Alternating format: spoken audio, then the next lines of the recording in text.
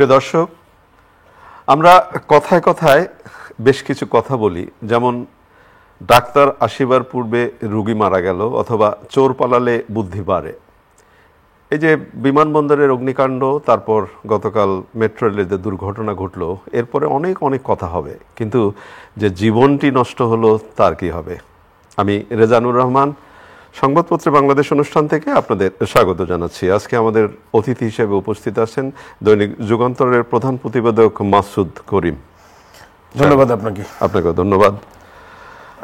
খুবই মর্মান্তিক, মানে কিছু কিছু সময় কিছু কিছু আলোচনা করতে হয় যেটা খুবই কাঙ্ক্ষিত না। পত্রিকার শিরোনাম পড়ে শোনাই আপনাকে, তারপর আমরা আলোচনায় যেতে চাই। প্রথম আলো, আসন সমঝোতা, এনসিপি দুই দিকেই দরজা খোলা রাখছে। মেট্রোর বিয়ারিং প্যাড আবার খুলে পড়ল, একজনের মৃত্যু। দৈনিক যুগান্তর, ট্রাইব্যুনাল প্রাঙ্গণে প্রসিকিউশন, কারাবন্দী 15 সেনা কর্মরত। আরপিওর একটি ধারা সংশোধন নিয়ে ইসিতে বিএনপির আপত্তি। কালের কণ্ঠের শিরোনাম, ব্যাংক ইন্স্যুরেন্সে আস্থা ফিরবে বিমায়, দুর্বল ব্যাংক অংশ নিতে পারবে না। বাংলাদেশ প্রতিদিন, জীবন মৃত্যুর জুয়ায় বাংলাদেশিরা প্রস্তুত, বাড়ি আসছে গাড়ি। এখন আমার বাচ্চাদের কি হবে? মেট্রো রেলের বিয়ারিং প্যাড পড়ে মৃত্যু শিশু সন্তানের বাবার 1 মাস আগেও পড়েছিল। নকশায় ত্রুটি, মত বিশেষজ্ঞদের। মানব জমিনের শিরোনাম, মেট্রো রেল বন্ধ, চরম ভোগান্তি, এই কান্নার জবাব কি? ইসিকে চিঠি, আরপিও সংশোধনী নিয়ে আপত্তি বিএনপির। সম্মানই দিতে পারছে না বিটিভি, চেক বাউন্স, ঘুরছেন শিল্পীরা। আমাদের সময়, জুলাই সনদ বাস্তবায়নের পথনকশা চূড়ান্ত, 5 সাংগঠনিক বিভাগের নেতাদের সঙ্গে বৈঠক, ঐক্যবদ্ধ থাকার নির্দেশনা তারেক রহমানের। কালবেলার শিরোনাম, কর্মরত প্রতিনিধি না রেখে চূড়ান্ত হচ্ছে পুলিশ কমিশন। খুলে পড়ল মেট্রোর বিয়ারিং প্যাড, প্রাণ গেল পথচারী যুবকের। আমার দেশ, জুলাই শহীদের তথ্য লুকাতে রেকর্ড গায়েব। ট্রেনের ব্যাগে মিলল 8 পিস্তল, নাশকতায় ব্যবহারের শঙ্কা। সময়ের আলো শিরোনাম, এনসিপির ইমেজ নিয়ে হিসাব করছে বিএনপি। মেট্রো রেলের তত্ত্বাবধান ও ব্যবস্থাপনা প্রশ্নবিদ্ধ। ইনকিলাবের শিরোনাম, মাকসুদ কমিশনে ডুবছে পুঁজিবাজার, তারেক রহমানই আগামী দিনের প্রধানমন্ত্রী। রূপালী বাংলাদেশ, এনায়েত হাতের মুঠোয় পাবো, জীবন নিমিষেই শেষ। বিয়ারিং প্যাডের মান নিয়ে শুরু থেকেই প্রশ্ন, জনমনে উদ্বেগ। বাড়ি যাবে বলে ভাবিকে বলেছিল ইলিশ কিনতে। আহারে, আপনাকে শুরুতেই বলেছিলাম যেটা, যে আমরা যখন কোনো কিছু ঘটনা ঘটে যায় তখন নানাভাবে নানা ত্রুটি, নানা বিচ্যুতি, অনেক আলোচনা হয়ে যায়। ওই যে বলা যায় চোর পালালে বুদ্ধি বাড়ে। এই যে মেট্রো রেলের বিয়ারিং প্যাড খুলে পড়লো, এর আগেও খুলে পড়েছিল। তো এখন যেটা বলা হচ্ছে, মেট্রো রেল নিয়ে গর্ব ক্ষুণ্ণ করা, রক্ষণাবেক্ষণ অবহেলা, ঝুঁকিতে যাত্রী। আবার বলা হচ্ছে এটা মৃত্যু নয়, হত্যা, টাকা নিয়ে ক্ষতিপূরণ হবে না। কয়েকদিন খুব আলোচনা হবে, কি হবে বলেন তো? ধন্যবাদ। এটা অত্যন্ত মর্মান্তিক ঘটনা যে একজন নিরীহ পথচারী যিনি রাস্তা দিয়ে হাঁটছিলেন, উনি আগের মুহূর্তেও জানতেন না যে তার সামনে একটা মৃত্যুদূত আসছে কোনো রকম অপরাধ ছাড়াই।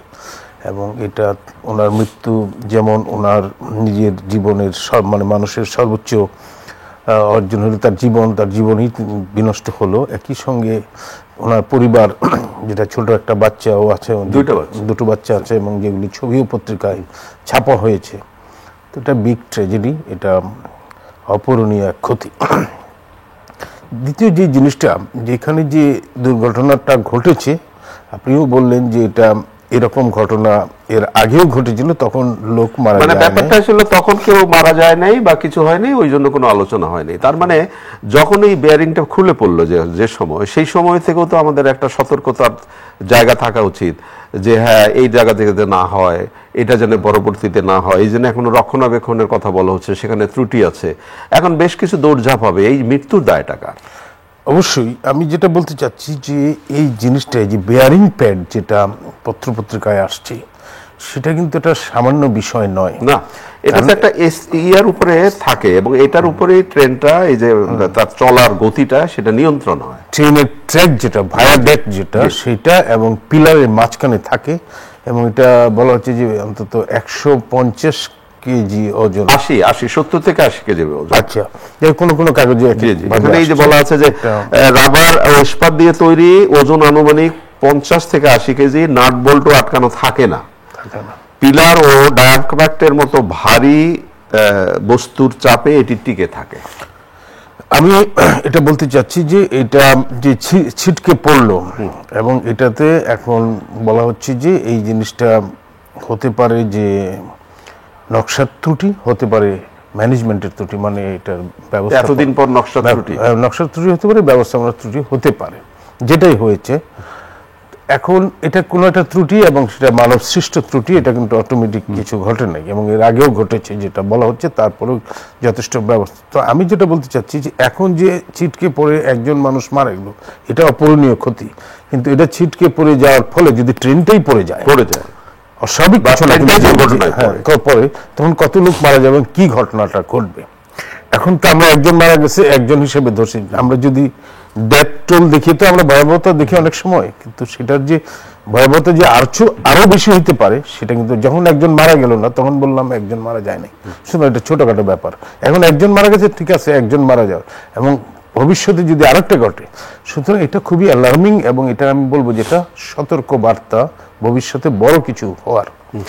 আমার মনে আছে আমি জাপান সফর করেছিলাম, সেখানে এই ধরনের মেট্রো রেল তো আছেই, বুলেট ট্রেন পর্যন্ত আছে এবং এটা অত্যন্ত দ্রুত গতি, বিমানের মতো গতি, এবং এই বুলেট ট্রেনে বেশিরভাগ, যেমন আপনি জাপানের কথা বললেন, আমারও যাবার সৌভাগ্য হয়েছিল, আমি মেট্রো রেলে সেখানে চড়েছি, কিন্তু এই পর্যন্ত বোধহয় যে মানে বিয়ারিং প্যাড পড়ে এরকম মৃত্যুর ঘটনা কোন মেট্রো রেলে কি পাওয়া গেছে বা কোনো জায়গায় ঘটেছে বলে মনে হয়? সেটা একটা বড় ব্যাপার হলো যে জাপানে তো শুরুর দিকে কিরকম ছিল আমার জানা নাই, কিন্তু স্মরণকালের মধ্যে এটা হয় না, এবং জাপানের মেট্রো সিস্টেমটা আজকের না, তাদের অনেকটা, আমাদের দেশে তো খুবই নতুন এবং এটাই প্রথম একটা মেট্রো রেল ট্র্যাক। জাপানে তো একটার থেকে আরেকটা ইন্টারচেঞ্জ হচ্ছে, এবং জাপানিজরা যে আমরা বলি যে সময় খুব গুরুত্ব দেয়, তার মূল কারণটা হলো যে মেট্রো রেল একটা মিস করলে তার কানেক্টিং 10টা মিস হবে, যার কারণে সে যখন শত মাইল যাচ্ছে উইদিন আওয়ার, সেক্ষেত্রে তার একটা বিরাট দেরি হয়ে যাবে। এই জন্য ওদের মধ্যে একটা পাংচুয়ালিটি এসে গেছে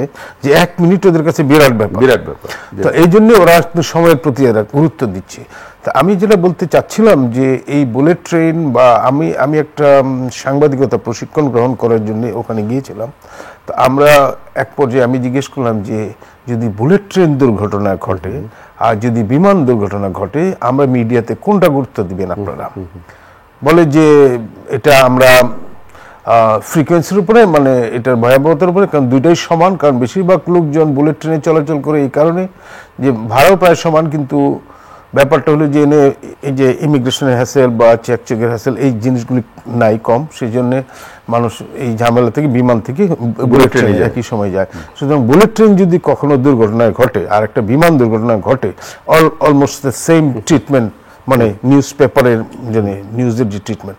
তা আমি যেটা বলতে চাচ্ছি যে মেট্রো রেল সিস্টেমটা ঢাকা শহরে নতুন এবং প্রথম একটা এসেছে, এবং এটার যে একটা দুর্ঘটনা, এটা কিন্তু একটা বিমান দুর্ঘটনা, যে কয়েকদিন আগে যে মাইলস্টোনে যেটা ঘটলো, অলমোস্ট সেম ভয়াবহ ঘটনা। এই ঘটনাটা ফার্ম গেটে ঘটেছে এবং এর চেয়ে ভয়াবহ কিছু ঘটতে পারতো। আপনি যেটা বললেন সেটাই তো, যে ট্রেনটা যদি দুর্ঘটনায় উল্টে পড়ে যেত বা এই কারণে যদি হয়ে যেত, তখন তো আরো পড়ে যাওয়ার ফলে ট্রেনটা পড়ে যাওয়া অস্বাভাবিক কিছু না, এটা আমার সাধারণ দৃষ্টিতে, হয়তো যারা এখানে প্রকৌশলী তারা খুব ভালো বলতে পারবেন। তো এই সমস্ত ক্ষেত্রে আমি যে জিনিসটা, যে আমাদের দেশে এমন কিছু নতুন জিনিস ইন্ট্রোডিউস হচ্ছে যেগুলি মেনটেনেন্স সম্বন্ধে আমাদের ধারণা নাই। আমি রিসেন্টলি মাতারবাড়ি গিয়েছিলাম, যে কয়লা ভিত্তিক বিদ্যুৎ কেন্দ্র সেখানে একটা চালু হয়েছে। তা আমি বললাম যে এটা তো বিদেশিরা এখানে আপনাদের এটা চালু করে দিয়ে গেছে, এখন বাংলাদেশের ইঞ্জিনিয়াররা বা বাংলাদেশের লোকেরা এটা চালাচ্ছে, এটা কি চালাইতে সক্ষম কিনা, সক্ষমতা বা দক্ষতা বাংলাদেশের এই প্রকৌশলীদের আছে কিনা? তো ওখানকার কর্মকর্তারা আমাকে বললেন যে এটা আমরা চালাইতে সক্ষম, কিন্তু এটা মেনটেনেন্স, এটা নষ্ট হয়ে গেলে বা এটা হয়ে গেলে এটা আমরা পারবো না, এটা আমাদের সেই দক্ষতা নাই। আমার কাছে মনে হচ্ছে, এটা আমি ভিতর খবর সাধারণ জ্ঞানে আমি বলতেছি যে মেট্রো রেলটা হয়তো আমাদের লোকেরা চালাইতে সক্ষম, কিন্তু এটা যে মেনটেনেন্স, সেই জায়গাটায় আমাদের দক্ষতা প্রশ্নের জায়গা তৈরি। এটা তো আমরা এটা তৈরি করি নাই, এটা তৈরি করে দিয়েছে অন্য কোম্পানি, বিদেশি কোম্পানি। তারা এখানে কতটা সম্পৃক্ত আছে, এবং আজকে এই ঘটনা ঘটছে, কালকে আরেকটা ঘটনা ঘটলে সেটা আমরা পারবো কিনা। আর দ্বিতীয় হইল যে আমাদের এখানে কোনো গাফিলতি আছে কিনা, এখানে কোনো স্যাবোটাজ আছে কিনা। কারণ রিসেন্ট ঘটনাগুলি ঘটছে, মাইলস্টোনে ঘটেছে, বিমানবন্দরে আগুনে ঘটনা ঘটেছে।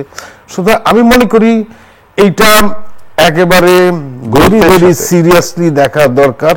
কারণ এই আমাদের দেশে আমাদের সক্ষমতা, আমাদের ব্যবস্থাপনার যে ত্রুটি, এটা তো পদে পদে, এটা মেট্রো রেল কেন বলবেন, আপনার ট্রাফিক ব্যবস্থাপনা বলেন, যত কিছু আছে আমাদের ব্যবস্থাপনার, একটা সুশাসনের যে অভাব সেটা যেমন আছে, আবার একই সঙ্গে দক্ষতার যে অভাব সেটাও আছে। সুতরাং মেট্রো রেলের মতো একটা জায়গা যেটা একেবারে নতুন করে ইন্ট্রোডিউস হয়েছে আমাদের এখানে, সেই জিনিসটা চালানোর ক্ষেত্রে কি কি সমস্যাগুলি আছে আমার মনে হয় এটা থরুলি ইনভেস্টিগেট করা দরকার। এবং এটা যদি কারো কোনো গাফিলতি থেকে থাকে সেটার ব্যাপারে ব্যবস্থা নেওয়া দরকার। এবং ফিউচারে যাতে এই ঘটনা না, বা এই ধরনের কোনো ঘটনা, কারণ মেট্রো রেলের ঘটনাটাকে আপনাকে হাইয়েস্ট ইম্পর্টেন্স দিতে হবে, আমি এটা মনে করি। কারণ এটাকে সাধারণ একটা বাস উল্টে পড়ে গেল সেইভাবে দেখলে হবে না। ইটস এ বিগ, কত পরিমাণ যাত্রী থাকে, অনেক যাত্রী থাকে, অনেক ধন্যবাদ ব্যাপার। আমরা আমরা আমরা আমরা জানি না শুধু যাত্রী না, ওই ট্র্যাকের নিচে দিয়ে যে লোকটা মারা গেল, নিচে দিয়ে যাত্রী ছিল না, তো নিচে দিয়েও প্রচুর লোক যাচ্ছে। এখানে একটা দুর্ঘটনা মানে একটা বিরাট ডিজাস্টার। আমি বলবো যে যতটুকু ক্ষতি ঘটেছে সেটার জন্য উপযুক্ত ক্ষতিপূরণ, অবশ্যই আর্থিক ক্ষতিপূরণের মাধ্যমে সেটা সম্ভব নয় একটা মানুষের প্রাণ ফিরে আনা। আমি মনে করি যে 5 লাখ টাকার কথা সরকার ঘোষণা করেছে, দরকার পড়লে তার কর্মক্ষম কাউকে চাকরিও দেওয়া হবে, চাকরি দেওয়া এবং তাদের লেখাপড়া না হওয়া পর্যন্ত খরচ চালানো, আমার মনে হয় এগুলি করা দরকার। বাট একই সাথে যাতে একই ঘটনা ভবিষ্যতে না ঘটে। অনেক ধন্যবাদ আপনাকে। আমাদের এই ছোট্ট অনুষ্ঠানে এর চেয়ে বেশি আলোচনা করা খুবই মুশকিল। একটু রাজনীতির দিকে যেতে চাই। তার মানে রাজনীতি তো নিয়ন্ত্রণ করছে আমাদের সবকিছু, প্রতিদিনই নির্বাচন হচ্ছে কি হচ্ছে না এটা নিয়ে নানা ধরনের ধোঁয়াশা আছে। তার মধ্যেও নানা খবর, যেমন এনসিপি দুই দিকেই দরজা খোলা রাখছে। যদি আপনাকে এনসিপি নেতারা কে কি বললেন বা বিএনপি এবং জামায়াত বললেন, আমি একটু পড়ে শোনাই। এনসিপির সঙ্গে আমাদের রাজনৈতিক যোগাযোগ আছে, তবে জোটবদ্ধ হব কিনা, তারা হবে কি হবে না সেটা রাজনীতির মাঠে আগে থেকেই কোনো কিছু বলা যায় না, সালাউদ্দিন সাহেব বলেছেন বিএনপির। নির্বাচন কাছাকাছি আসলে যোগাযোগ সম্পর্কের মতো বিষয়গুলো আরো পরিষ্কার হবে। এখন প্রত্যেক দলই একটা প্রক্রিয়ার মধ্যে আছে, মিয়া গোলাম পরওয়ার বলেছেন। এবং এনসিপির নেতা আখতার হোসেন বলেছেন, যদি অবস্থানগত ঐক্য হয় তাহলে যে কোনো দলের সঙ্গে জোট বা সমঝোতায় বিষয় আমরা এখনো ওপেন রয়েছি। তার মানে কষাকষি, দর কষাকষি। এটা আমি বলবো যে নির্বাচনের আগে আমাদের দেশে তো বটেই, কিন্তু আমেরিকার মতো দেশে অন্তত এক বছর আগে থেকে নির্বাচনী প্রসেস বলতে ভোট গ্রহণ প্রসেস শুধু তা নয়, পলিটিক্যাল প্রসেসটাও, যে এরা প্রচার কিংবা দলীয় মনোনয়ন বা অ্যালায়েন্স বা আদার স্ট্র্যাটেজি এগুলি তারা ঠিক করে 1 বছর আগে থেকে। 4 বছর মেয়াদি সরকারের 1 বছর আগে থেকে কিন্তু এটা শুরু হয়, প্রেসিডেন্সিয়াল নির্বাচনের কথা বলছি। এছাড়া প্রতি 2 বছর পর পর এখানে সিনেট ইলেকশন হয়, রিপ্রেজেন্টেটিভ ইলেকশন হয়, অনেক ধরনের ডেমোক্রেটিক প্রসেস কিন্তু কন্টিনিউয়াস চলতে থাকে। আমাদের এখানে 5 বছর পরে হয়, 5 বছর পরে অনেক সময়, গত কয়েকটা তো হয়েই নাই সেইভাবে। তো এখন যেহেতু সবাই একটু বলতেছে যে না ঠিক আছে, আমাদের সংস্কার কিছুটা বা আমাদের একটা তাগিদ আসছে যেটা ভালো নির্বাচন করা, যদিও এই নির্বাচনের কি হবে না হবে সেটাও আমরা এখনো পরিষ্কার, কিন্তু আমরা যেটা এখন পর্যন্ত দেখতে পাচ্ছি যে এখন মাঠে যে রাজনৈতিক দলগুলি আছে তাদের মধ্যে প্রধান দল হইল 2টা, একটা হইল বিএনপি আর একটা হলো জামায়াতে ইসলামী। যেটা তারা জামায়াতে ইসলামী এবং বিএনপি একসময় একসাথেই ছিল, অনেক বছর তারা একসাথেই ছিল। কিন্তু এখন যেহেতু আওয়ামী লীগ মাঠে নাই, যেহেতু আওয়ামী লীগ এখানে অ্যাক্টিভিটিস ব্যান আছে, সুতরাং তারা আলাদাভাবে তারা চেষ্টা করতেছে। হয়তো জামাত ইসলামীর একটা প্রধান টার্গেট থাকবে প্রধান বিরোধী রাজনৈতিক দল হওয়ার। এই ক্ষেত্রে কোনো ক্ষেত্রে তো তারা এমনও আশাবাদ ব্যক্ত করছেন যে আপনি বললেন প্রধান বিরোধী দল, তারা তো সরকারে যাওয়ার এটা আশা তো অনেকেই করে, কিন্তু সেটার সাথে তো গ্রাউন্ডে, যদিও অনেকেই বলছে যে ইউনিভার্সিটিগুলি ইলেকশনের ফলে তারা একটু চাঙ্গা ভাব আছে। এখন মাঠ পর্যায়ে আমার দৃষ্টিতে অন্যজনে একজন একে বলতে এখন পর্যন্ত সেই অবস্থা নাই যে তারা বিএনপি ছাড়া আর তারা ক্ষমতায় যেতে পারবে, সেই ধরনের অবস্থা আমার দৃষ্টিতে নাই। হয়তো কেউ যদি মনে করে হইতেও পারে, সেটা আমি বলতে পারি না, কিন্তু আমার দৃষ্টিতে নাই। আমার যতটুকু একটা ছোট্ট করে প্রশ্ন করি আপনাকে, এই যে বিএনপির যে বিভিন্নভাবে মাঠ পর্যায়ে আভ্যন্তরীণ কোন্দল বা অনৈক্যের অভাবটা দেখা যাচ্ছে, অনৈক্যটা দেখা যাচ্ছে। তো সেই জায়গা থেকে এটা তো কাঙ্ক্ষিত না মনে হয় সামনের জন্য। এটা যেটা দেখা যাচ্ছে যে জামায়াতে ইসলামী অলমোস্ট 300-এ তারা তাদের ক্যান্ডিডেট ঘোষণা করে দিয়েছে, এবং বিএনপির ক্ষেত্রে যেটা এখনো তারা যাচাই বাছাইয়ের মধ্যে আছে, এবং তারা বিভিন্ন যে আজকেও সম্ভবত এই রাজশাহী এবং আর কোন কোন জেলার সম্ভাব্য মিনিমাম ক্যান্ডিডেটদের তারা ডেকে আনছে প্রত্যেকটা আসন থেকে, এবং সেখানে তারা যাচাই বাছাই করছে। অনেকে আবার লন্ডন গিয়ে বসে আছে 70-80 জন। গতকাল পত্রিকায় শিরোনাম পড়লাম লন্ডনে যাওয়ার হিরিক। তারপরে এখানে আবার স্থায়ী কমিটির নেতাদের বাসায় টাসায় যাচ্ছে। এটা একটা বড় দল, প্রত্যেকটা আসনে 4-5 জন করে আছে। আবার যাচাই করার জন্য নেতা নিয়োগ করছে, উনি হয়তো লিমিটেড করছে 2-4 জনের মধ্যে প্রতি আসনে। ওরা একটা প্রসেস চালাচ্ছে, সেটার প্রসেসের ফলে সেখানে বিভিন্ন আসলে ডেফিনেটলি নির্বাচন মানে নমিনেশনের ক্ষেত্রে যদি ভুলভ্রান্তি হয় সেখানে একটা কোন্দল সেটা তো আশঙ্কা করাই হচ্ছে, যেহেতু এটা একটা বড় রাজনৈতিক দল, এবং সেই সুযোগটাই হয়তো জামায়াতে ইসলামী চেষ্টা চালাবে। এটা তো একটা নির্বাচনী কৌশল। যেটা আমরা এখানে আলোচনায় এসেছি যে এনসিপি দলটা নতুন, কিন্তু তাদের একটা বিশেষ ভূমিকা ছিল যে গত গণঅভ্যুত্থানে প্রধান নেতৃত্বের ভূমিকা, স্টুডেন্ট লেড যে আপরাইজিংটা হয়েছে, তো সেই জায়গার কারণে তারা কিন্তু ফোকাসে আছে। হয়তো বিএনপি বা জামাতের মতো সাংগঠনিক কাঠামো তাদের নাই, কিন্তু তাদের ব্যাপারটা অনেক সময় অনেক দেশে মানে ছোট নতুন রাজনৈতিক দল এসে, এই যেমন ফ্রান্সে বা খুব রাইজ করে, যেমন পাকিস্তান ইভেন কি পিটিআই যখন আসলো তখন তো ওদের কোনো নামই ছিল না, তারপরে তো প্রাইম মিনিস্টার হয়ে গেলেন। তো এই যে আমি যেটা বলতে চাচ্ছি যে হয়তো আপরাইজিংয়ের কারণে তারা ফোকাসে এসেছে, মানুষ তাদেরকে কি হয়তো সাংগঠনিক কাঠামোটা বিএনপি জামাতের মতো অত স্ট্রং না তাদের, বাট যেহেতু তারা একসঙ্গে আন্দোলন করেছে এবং তারা ডেফিনেটলি একটা অ্যালায়েন্সে যাবে, আমার ধারণা একক ইলেকশন করার মতো সেটা কার সাথে যায় সেটা নিয়ে এখন একটা দর কষাকষি চলছে। এবং কথা হলো যে হয়তো জামায়াত জয়টা তাদেরকে ছাড় দিতে পারবে, বিএনপি এটা ছাড় দিতে পারবে না।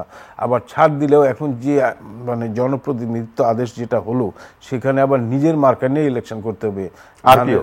আরপিও যেটা হলো, আরপিও সংশোধনের ব্যাপারে কিন্তু চিঠি দিয়েছে, সেখানে ধানের শীষ এবং দাঁড়িপাল্লা নিয়ে অন্য দলগুলি তাদের সাথে যারা জোট করবে পারবে না, তো সেই ক্ষেত্রে আসনটা হাতছাড়া হওয়ারও আশঙ্কা আছে। এইসব কিছু নানা হিসাব নিকাশ হচ্ছে, এবং এখন পর্যন্ত আপনি যেটা বলেন চিঠি দিয়েছে বটে, কিন্তু চিঠি তো এখনো অ্যাকসেপ্ট হয় নাই। সুতরাং নির্বাচন commission is the final authority, তারা সেটা কিভাবে দেখবে। তো এখন পর্যন্ত আমরা ধরে রাখলাম যে তারা হয়তো দলীয় যার দলীয় প্রতীকে নির্বাচন করতে হবে। তো সেই জায়গায়ও একটা রিস্ক আছে। আমার মনে হয় যে রিস্ক অ্যাসেসমেন্টগুলি করতেছে, যে অ্যালায়েন্স যে মানে কয়টা ছাড় দিলে এনসিপিকে সঙ্গে রাখা যায়, কারণ ভোট এবং ভোটের পরবর্তী সরকার গঠন প্রক্রিয়া অন্যান্য বিষয়গুলি ক্ষেত্রে বিবেচ্য থাকতে পারে। হয়তো বিএনপি মনে করতে পারে যে আমি যদি কয়েকটা ছাড় দিই এনসিপিকে, সেটা তো লসের খাতায়, আমার তো এই আসনটা পাওয়ার সম্ভব। হ্যাঁ, ওই আসনের যার নেতা তৈরি হওয়া নেতা তারও তো একটা স্বপ্নের ব্যাপার আছে। কিন্তু আমার মনে হয় যে সব খেতে চাইলে হয় না, অনেক সময় সব বেশি খেতে গিয়ে অনেকে লস করেছে, সেই জিনিসটা হয়তো তারা হয়তো চিন্তা করতে পারে। অনেক ধন্যবাদ। একেবারে শেষের দিকে আমরা আজকে ওয়েস্ট ইন্ডিজের সাথে আমাদের টি-20 খেলা, আজকে প্রথম ম্যাচ, আপনার স্বপ্নটা কিরকম? ওয়ানডে তো ভালো করেছে, আপনি তো ক্রিকেটের বুদ্ধা। তো আমি যেটা বলবো যে টি-20তেও আমরা আশাবাদী, যেহেতু আমাদের হোম গ্রাউন্ডের খেলা এবং এখানে আমাদের টি-20 স্ট্যামিনা আমাদের অনেক ভালো।